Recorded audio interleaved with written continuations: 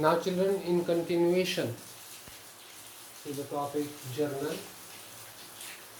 the the total brought down from the previous page is 30 lakhs 10,800, 30 lakhs 10,800 on the debit and the credit side. Now the transaction number 43, rent paid in advance rupees 10,000.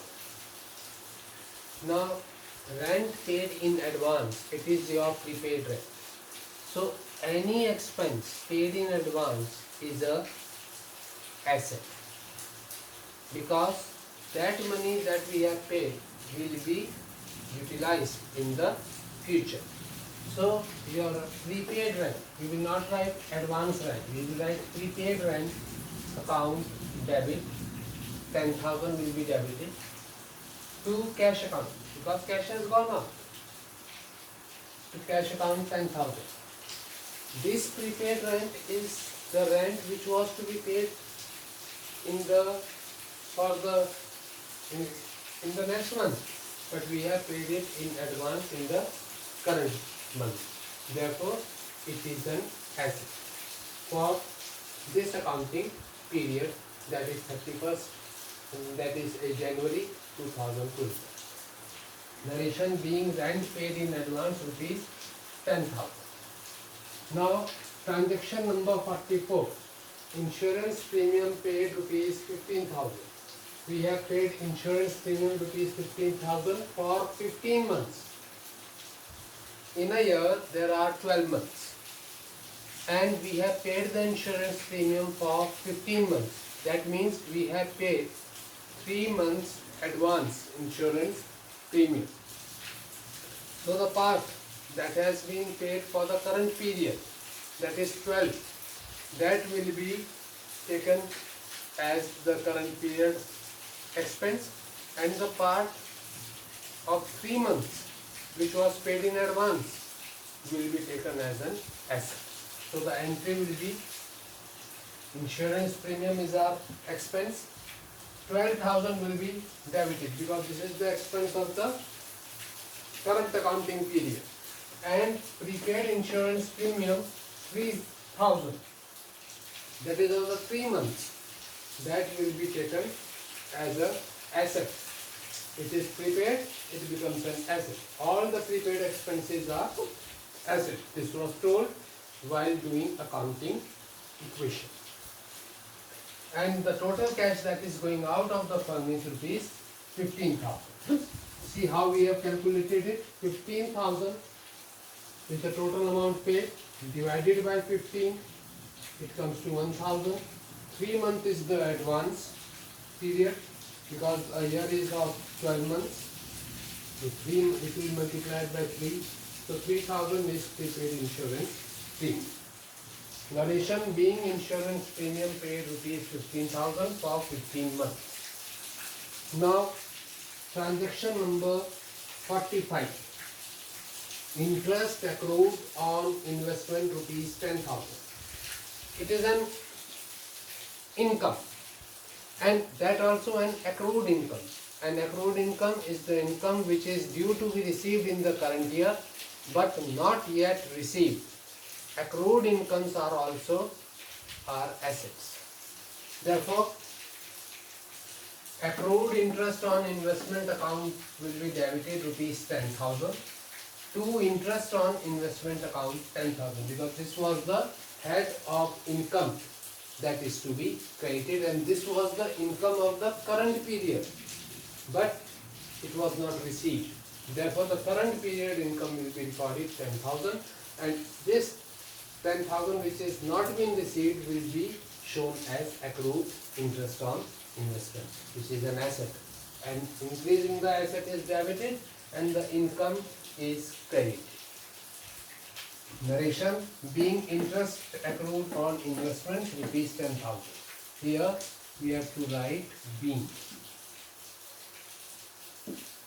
interest accrued on investments rupees 10,000. Now transaction number 46. Interest on investments received rupees 30,000. This is the interest that we have received, and yet to be received rupees 10,000, and yet rupees 10,000 is to be received. So what is coming in? Cash is coming in. And how much? 10,000 rupees is cash is coming in. Debit what comes in? So cash account will be debited rupees 30,000, and accrued interest on investment account debit. This was the income of the current year. Total 40,000 should have been received. We are only receiving 30,000. 10,000 is accrued. Therefore, it will be debited as it is an increase in asset. And the total income on account of interest on investment comes to rupees 40,000, and incomes are credited. Therefore, interest on investment account will be credited rupees 40,000. Being interest on investments received rupees 30,000 and yet to be received rupees 10,000. Now, transaction number 47. Commission received in advance rupees 10,000. We are receiving commission in advance. Means this commission should have been received later on in the next accounting period, but we have received it in the current accounting period. इसी accounting period में receive कर लिया. We are receiving cash. Cash is coming in. Therefore, cash account will be debited rupees 10,000. And advance commission. Any income received in advance becomes a liability, and advance commission will be credited rupees 10,000. क्यों होती है liability? आज कोई आपसे advance ले ले किसी particular काम को करने के लिए, और आप वो काम नहीं करें, तो वो पैसा आपको आपके लिए एक लाइबिलिटी बनेगी. और you are bound to do that work for which you have received the money. Therefore, that money will become a liability. So, cash account will be debited 10,000 to advance commission account 10,000. It will be credited. Being commission received in advance rupees 10,000. Now, 48 transactions. Commission received rupees 50,000. Yet 1/5 of total work is completed for which commission was received. See working note 2. We have received commission of rupees 50,000. 1/5 of the work has been completed till date for which this commission was received. So 1/5 of 50,000 comes to rupees 10,000. So this 10,000 is the income, because we have for the purpose for which the commission was given to us. उसका से 1/5, that is equal to 10,000 has been done. So this 10,000 will be treated as the income of the current period, and the remaining 40,000 will be treated as advance commission, which will become a liability. So we have received cash. Cash account will be debited 50,000 to commission account. The income part of it is 10,000. That is the part that we have completed for which the commission was given, and the rest 40,000 will become advance commission, which is a liability. So advance commission will be credited. Being commission received rupees 50,000, yet 1/5 of the work is complete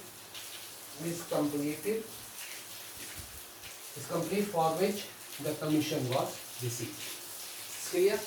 Now, goods costing rupees 10,000, selling price rupees 12,000, lost by 5.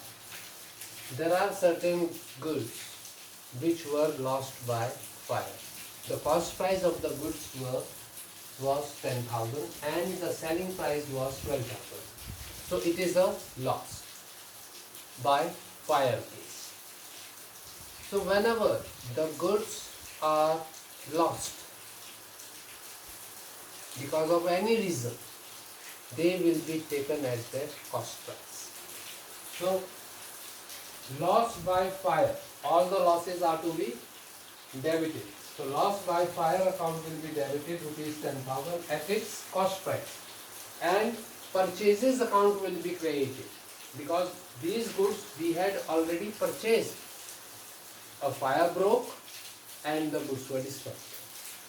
So our purchases will be reduced. So purchases account will be credited rupees 10,000.